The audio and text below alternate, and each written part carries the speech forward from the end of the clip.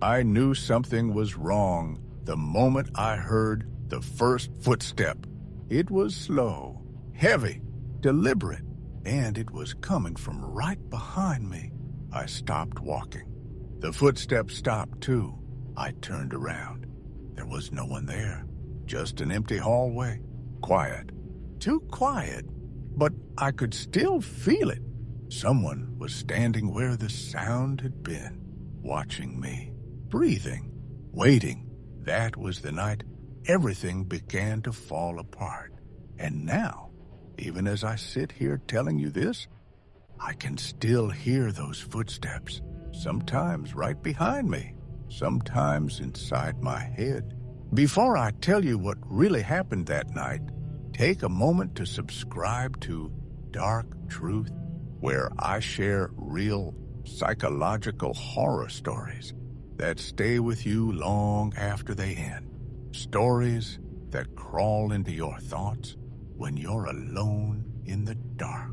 Stories like this one, because what I'm about to tell you is not a ghost story. It's not about monsters. It's about something far worse. It's about the slow, terrifying realization that you are not as alone as you think. I used to live in a small apartment on the edge of the city. Not a bad place. Not a good one either. It was one of those old concrete buildings built in the 80s, with long gray hallways that smelled faintly of damp carpet and cleaning chemicals.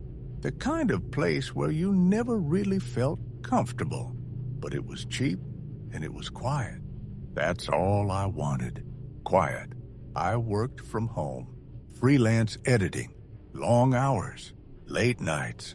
Most of my days were spent staring at a screen, barely talking to anyone. I didn't have many friends, not because I didn't want them. I just drifted away from people. It was easier to be alone. At least I thought it was. My apartment was on the 3rd floor, at the very end of the hallway. Room 312. One door, one narrow window, and nothing but empty space on the other side of the wall. No neighbors next to me. Just a dark, unused storage corridor that no one ever went into. I like that. No noise, no footsteps, no voices, just silence. Or at least, it used to be. The first time I heard it, I thought it was nothing. Just the building settling. Old pipes. Someone upstairs. That's what I told myself. It was around 1:30 in the morning. I was sitting at my desk, wearing headphones, editing audio for a client. The room was lit only by my monitor. Blue light, shadows in every corner. That's when I heard it. A soft, slow footstep. Behind me, not loud, not sudden, just there. Like someone had taken a careful step inside my apartment. I pulled off my headphones and held my breath. Silence. I listened. Nothing. I stood up slowly and turned around. The door was still locked. The chain was on. No one was there. I felt stupid. I laughed quietly to myself. Just tired, I thought. My brain was playing tricks on me. I went back to work. 10 minutes later, I heard it again. One step. Then another. Slow. Dragging slightly. As if someone was walking barefoot on carpet inside my apartment. I stood up again. My heart was beating faster this time. I checked the door. Locked. The bathroom. Empty. The closet. Empty. Every corner. Nothing. The feeling didn't go away. That feeling that someone had been there, watching me when I wasn't looking. I slept with the lights on that night. After that, the footsteps started happening almost every night. Always when it was quiet. Always when I was alone. Sometimes behind me. Sometimes in the hallway outside my door. Sometimes inside the walls. Slow, careful, never rushed. Like whoever it was didn't want to be heard, but wanted me to know they were there. I stopped wearing headphones. I couldn't. The silence felt dangerous. I started playing low music just to fill the space. But even then, sometimes, I could hear them. Soft thuds, a shift of weight, the sound of someone standing just a little too close. I tried to tell myself it was the building. Old structures make noises. That's normal. But this wasn't random. It had a rhythm, a pattern. One step, pause. Another step, pause. Like someone walking, slowly, back and forth, right outside my door. A week later, I finally worked up the courage to open my door when I heard it. It was 2:10 a.m. I was lying in bed, staring at the ceiling. The footsteps were in the hallway, right outside, moving from left to right, then stopping, then starting again. My heart felt like it was trying to escape my chest. I stood up, walked to the door. Every step I took felt too loud. I put my hand on the handle, waited. The footsteps stopped. I swallowed. Then I opened the door. The hallway was empty, long, dimly lit, gray walls, no one there. But the air felt wrong, thick, heavy, like something had just left. I stood there for a long time, staring down the hallway, listening. Nothing. I locked the door and went back inside. That night, I dreamed of someone standing in the hallway, just out of sight. I could hear them breathing, but every time I turned my head, they were gone. That's when the paranoia started. I began checking my locks constantly, every hour, sometimes every few minutes. I started sleeping with a chair pushed against the door. It didn't make sense. The building had security, cameras, a front desk. But that didn't matter. This didn't feel like a normal intruder. This felt personal, like someone knew me, knew when I was awake, knew when I was afraid. The footsteps never came during the day, only at night, only when I was alone, as if they were waiting for me to be vulnerable, to be quiet, to be listening. One night, I decided to record it. I set up my phone near the door and left it running while I pretended to sleep. I lay in bed, staring at the dark, waiting. At 3:17 a.m., I heard it. One step, then another, right outside my door. I didn't move, didn't breathe, just listened. The footsteps came closer, then stopped, right in front of my door. I felt a pressure in the air, like someone was standing there, leaning close, listening to me. After a long time, the footsteps slowly moved away. I waited another hour before getting up. My hands were shaking when I picked up my phone. I played back the recording. The video showed my dark apartment, silent, still. Then at 3:17, the audio changed. You could hear it, clear as day. Footsteps, slow, heavy, stopping right in front of the door. But there was something else too, something that made my stomach drop. A faint sound, breathing, not mine. I deleted the file. I don't know why. I just couldn't stand to have it. After that, things got worse. The footsteps started happening inside my apartment again, in the kitchen, in the living room, sometimes right next to my bed. I would feel the mattress shift slightly as if someone had sat down. But when I turned on the light, there was nothing. I stopped sleeping. I couldn't. Every time I closed my eyes, I felt like I was being watched. Like if I let my guard down, something terrible would happen. My thoughts started to spiral. What if someone was living in the walls? What if there was a hidden door? What if this wasn't real at all? What if it was just me? My own mind breaking down, but the recordings, the sounds, they were real. They had to be. I wasn't imagining them. I couldn't be. And yet, sometimes I would hear footsteps even when I wasn't home.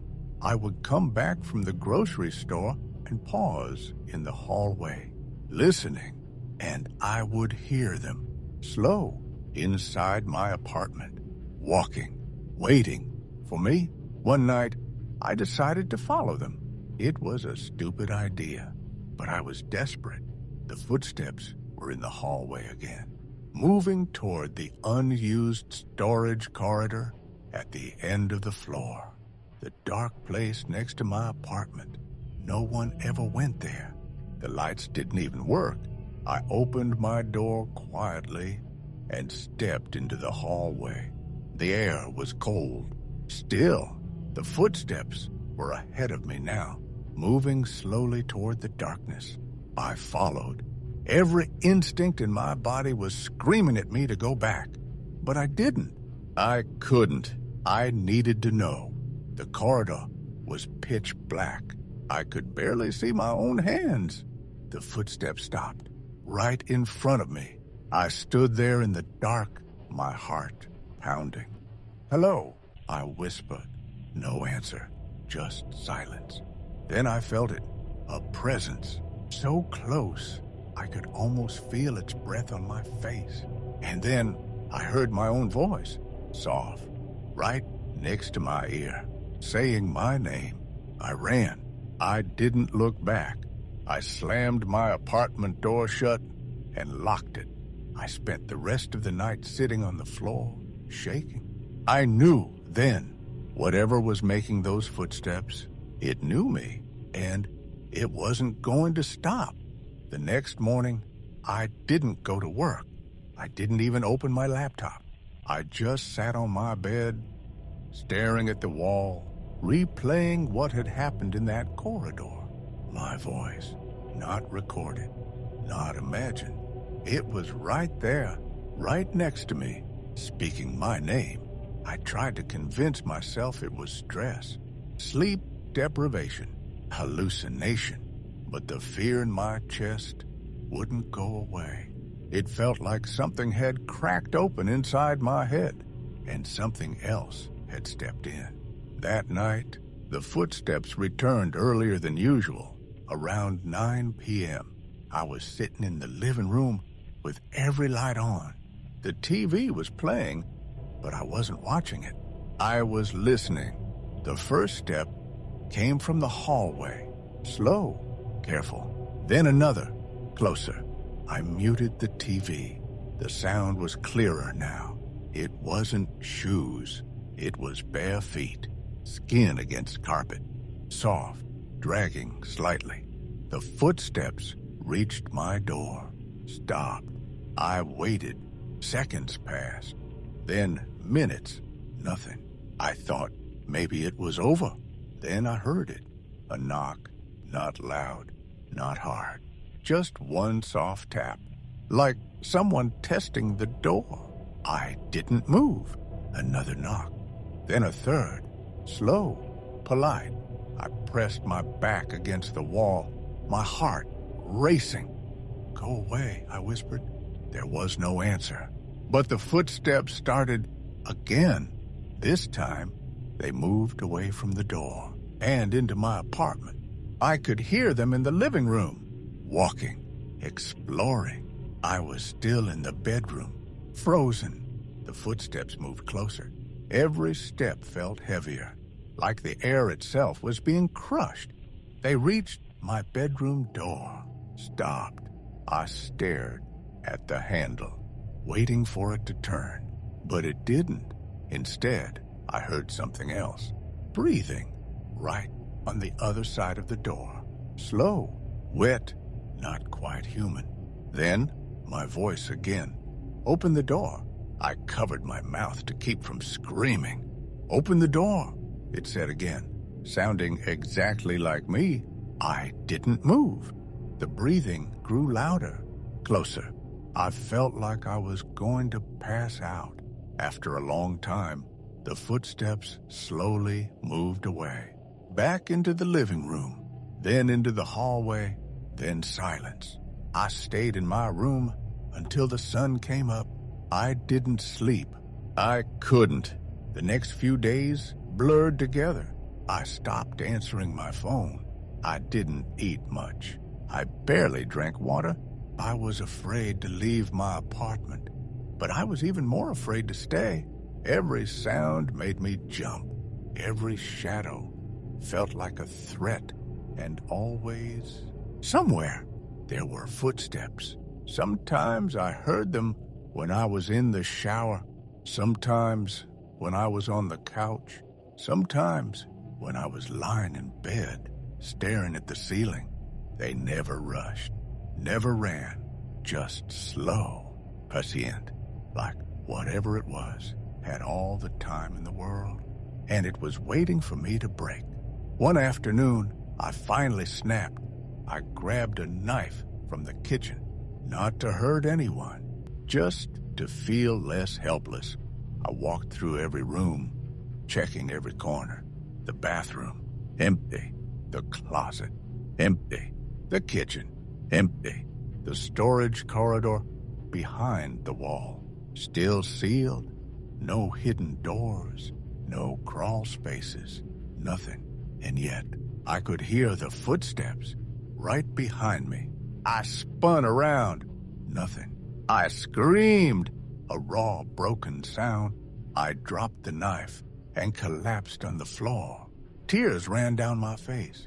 I didn't know what was real anymore. I didn't know if I was alone or if I ever had been. That night, the footsteps came closer than ever. I was lying in bed with the covers pulled up to my chin. The lights were off. The darkness felt thick, heavy. I heard the first step inside my room, not outside. Inside, then another, closer to my bed.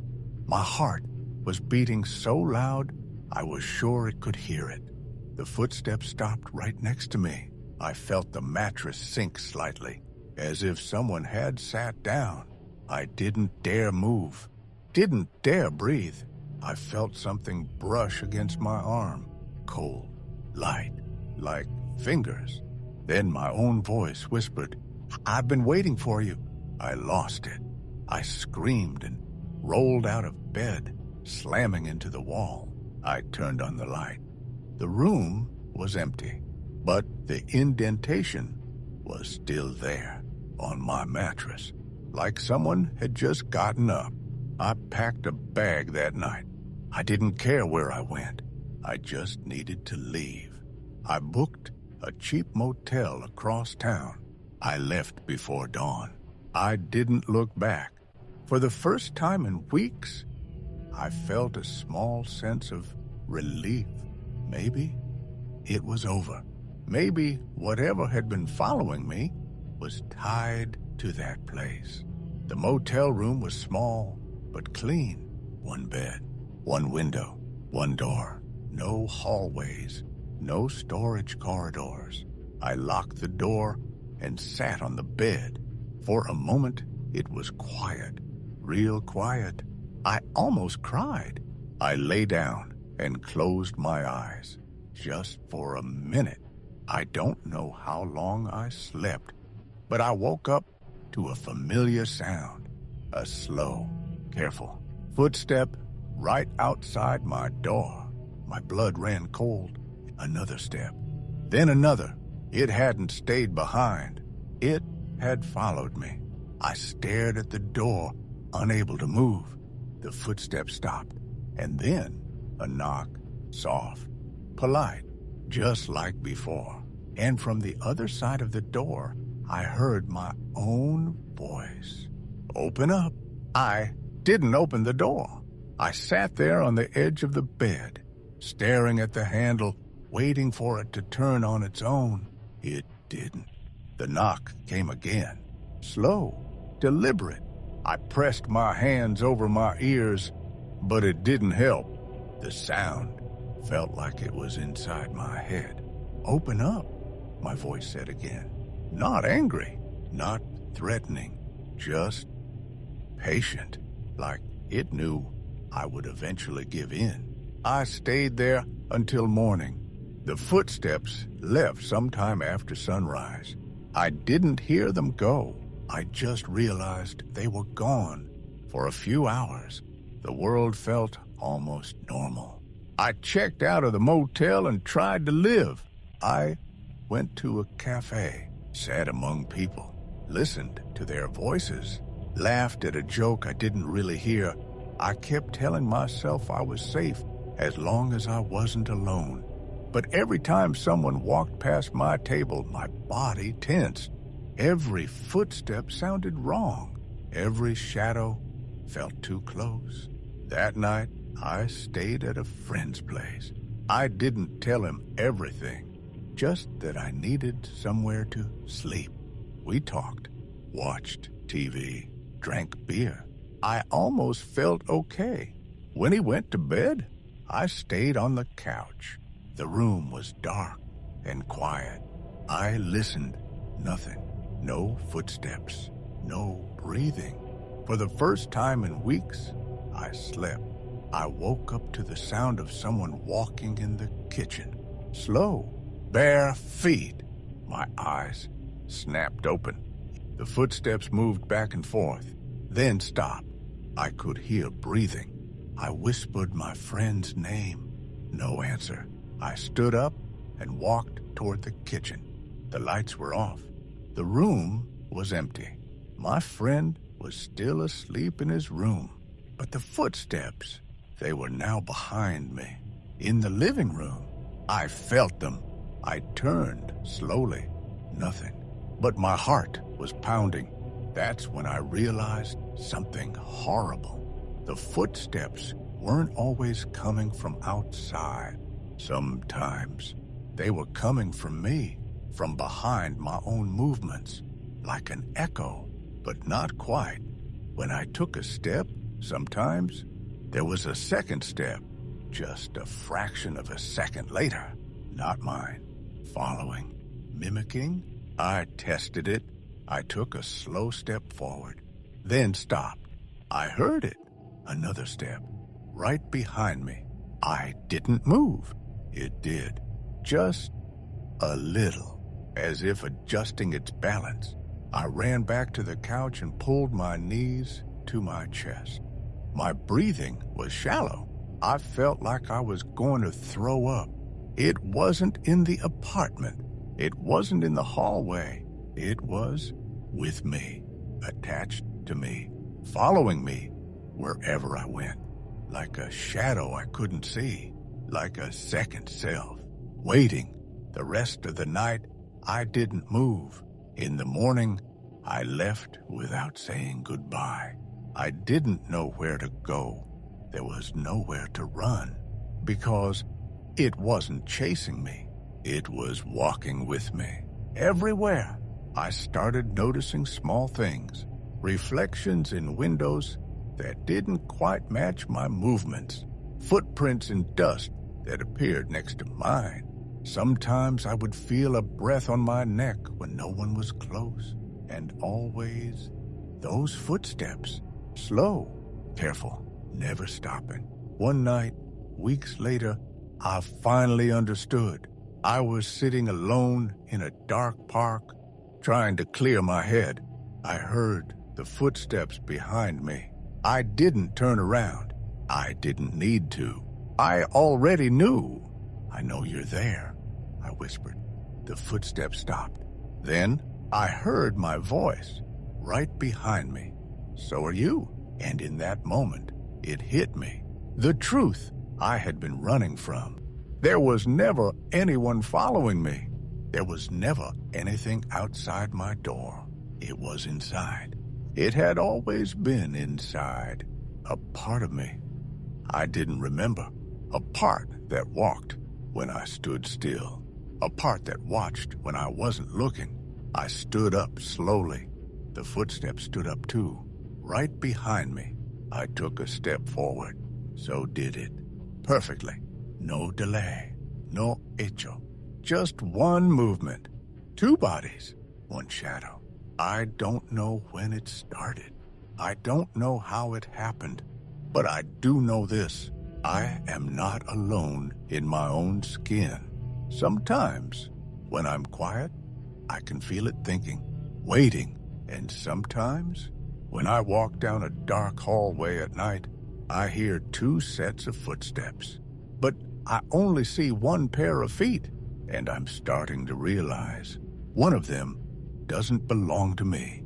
The scariest part is not the sound anymore. It's the silence. Because when the footsteps stop, that's when I know it is listening. I tried to live with it. What choice did I have? You can't run from something that wears your face. I went back to my apartment weeks later. I don't know why. Maybe I wanted proof that it had all been real. Or maybe it wanted to go back. The hallway looked the same. The lights still flickered. The air still smelled damp. Room 312 was still at the end, waiting.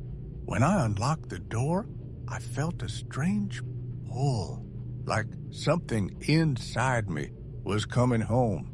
The apartment was quiet, too quiet. No footsteps, no breathing, just stillness. I walked inside. The door closed behind me, and for a moment I felt complete, like a missing piece had clicked into place. I went to the bedroom. The mattress still had that faint indentation, like someone had been lying there for a very long time. I sat down slowly, and that's when I felt it, a shift inside my head, like a weight moving, a presence rearranging itself. I heard my own voice, but it wasn't coming from my mouth. This is where you were made. Images flooded my mind, memories that weren't mine. Dark rooms, long hallways, endless waiting. A version of me, standing still in the shadows, watching the real me live. I fell to my knees. My hands were shaking. "What are you?" I whispered. "I am the part you left behind," my voice replied. "The part that walks when you are too afraid to move. The part that listens when you pretend not to hear." I realized then, every time I had been alone, every time I had felt watched, it was me, not the me I knew. The other me, the one that never sleeps, never blinks, never forgets. I don't know how long I was on the floor, but when I stood up, something was different. The apartment felt smaller, tighter, like it was closing in. I went to the mirror in the bathroom. I stared at my reflection. For a moment, it looked normal. Then it smiled. I didn't. It raised its hand. I didn't. I stepped back. It didn't. It kept standing there, watching me, through my own eyes. "You don't need to be afraid," it said. "I've always been here. I will always be here." The lights flickered. The mirror went dark. When they came back on, I was alone again. But I knew the truth. It wasn't gone. It had just stepped back inside. Now, when I walk, sometimes I feel heavier, like there are two of me moving in one body. Sometimes I lose time, minutes, hours. I find myself standing in places I don't remember going. Hallways, stairwells, dark corners, and sometimes I catch myself whispering things I don't remember thinking. I don't tell anyone anymore. They wouldn't believe me. They'd say it's stress, trauma, mental illness. Maybe they're right. Or maybe some people are just born with a shadow that doesn't stick to the ground. It sticks to their soul. If you ever hear footsteps when you know you're alone, don't turn around. Don't try to find them. Because what you might see is yourself, standing there, watching, waiting for you to step out of the way, so it can finally walk freely. And if one night you hear two sets of footsteps but only see one pair of feet, just know you are not alone anymore. Not really. And you never will be again. There are days when it lets me pretend everything is normal. I wake up, I make coffee, I sit by the window and watch people walk below. From the outside, I probably look like anyone else, but inside, there is always movement, a quiet shifting, like someone pacing in a small room behind my thoughts. Sometimes it hums, soft, almost gentle, a sound only I can hear. When I try to think about something else, it pushes back. When I try to sleep, it keeps me awake. It doesn't want silence. Silence is when it gets closer. I started writing things down, trying to keep track of my time. But the notebook kept changing. Sentences I didn't remember writing appeared on the pages. Messages in my own handwriting. Don't forget me. We are better together. This body is ours. I tore the pages out, burned them, but the words stayed in my head. It has learned how to be patient. It doesn't rush anymore. It doesn't need to. It knows I am tired, that I am weak, that one day I will stop fighting. Sometimes I catch myself walking toward dark places, abandoned buildings, empty streets, long silent hallways, places where no one would hear footsteps, where no one would see two shadows instead of one.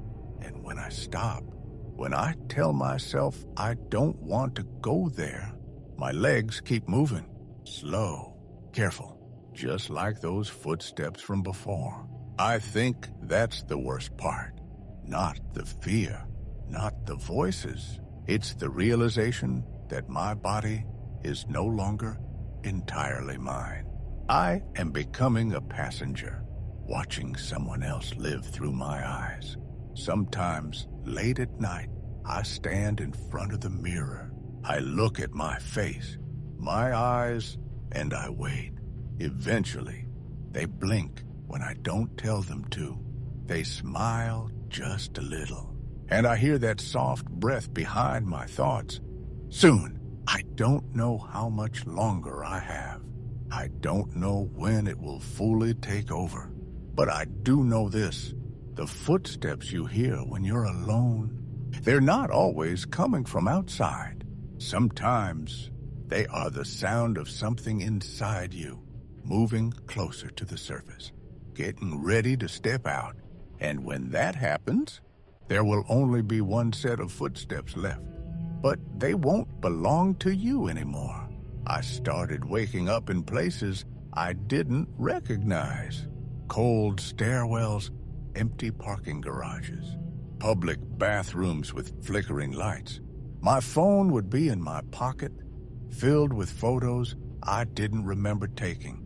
Blurry hallways, close-ups of my own face while I was sleeping, videos of my bedroom recorded from the corner of the ceiling, as if someone had been standing there, watching me. The timestamps were always in the middle of the night, hours when I was supposed to be unconscious. I tried to delete them, but they came back, copied, saved again, sometimes with new ones added. One night, I watched a video all the way through. It showed me lying in bed, breathing slowly. Then I sat up. My eyes were open, but they weren't awake. They looked empty, wrong. I turned my head slowly toward the camera, and I smiled. Not my smile. A wide, stretched thing that made my skin crawl. I leaned closer to the lens and whispered, "I'm walking now." I threw the phone across the room. But the sound of footsteps came anyway, inside my apartment. Slow, dragging, not searching, not confused. They knew exactly where they were going. Toward me. I hid in the bathroom and locked the door. The footsteps stopped outside. I could hear breathing, not from my chest, from the other side of the door. A wet, patient sound. Then I felt something new, a pressure behind my eyes, like fingers pressing from the inside. I dropped to my knees, clutching my head. I could feel it, moving, rearranging my thoughts, my memories, taking small pieces, replacing them with its own. Images flooded my mind. Dark corridors, rooms without doors, endless waiting. A version of me standing in the shadows, never blinking, never sleeping, just watching. Learning. The door handle slowly began to turn. I screamed, but the sound came out wrong, like two voices were trying to use my mouth at the same time. "Stop!" I cried. Inside my head, something laughed, soft, gentle. You already opened the door. The footsteps started again. This time, they were inside my skull. One thought, then another. Slow, careful, walking deeper, claiming more of me with every step. I don't know how long I was there, but when I finally opened my eyes, I was lying in my bed, morning light through the window, everything quiet, too quiet. For a moment, I thought it had been a dream. Then I noticed something. My shoes were by the door, covered in dust, as if I had walked through a place I'd never been. And on the bottom of them, there were two sets of footprints, one on top of the other, perfectly aligned, like someone had been walking inside my steps, following me, wearing me, and somewhere deep inside my chest, I felt a slow, steady movement, like someone else had finally found their place, standing up, stretching, getting ready to walk again. If you ever hear footsteps when you are completely alone, listen carefully, because the most terrifying sound is not someone following you, it's something inside you. Finally, learning how to walk, the footsteps don't scare me anymore. That might be the most frightening thing of all. They are part of the rhythm of my life now. When I walk, they walk. When I stop, they stop. When I lie awake in the dark, I can feel it pacing gently behind my thoughts, like a shadow moving behind a thin curtain. Sometimes I let it. It feels easier not to resist. The fear is exhausting. Fighting it is exhausting. So I sit still and I listen. People still talk to me. They still ask how I'm doing. I still answer. But sometimes, when I speak, I don't recognize the words coming out of my mouth. They sound too calm, too certain, like someone else has already decided what I am going to say. I avoid mirrors now, not because I'm afraid of what I'll see, but because I already know. Sometimes my reflection is just a fraction of a second too late. Sometimes it blinks when I don't. Sometimes it watches me with a look of quiet understanding, like it knows something I don't. Late at night, when the world goes quiet, I sit on the edge of my bed and close my eyes. I can feel it behind me, so close, not touching, just waiting. I wonder if this is how it has always been. Maybe everyone has something like this, a shadow that grows when the lights go out, a second self that only wakes up when we are too tired to notice. Or maybe I was just unlucky. I don't know. The line between me and it is getting thinner every day. Sometimes I forget where one of us ends and the other begins. Sometimes I wake up already standing, already walking, already somewhere I don't remember choosing to be. And the footsteps, they sound exactly like mine. Soft, slow, careful. If you ever hear them when you are alone, don't be afraid. Just stay very still, because maybe it's not something coming for you. Maybe it's something that has always been there, waiting for you to stop listening, waiting for you to finally be quiet, so it can take the next step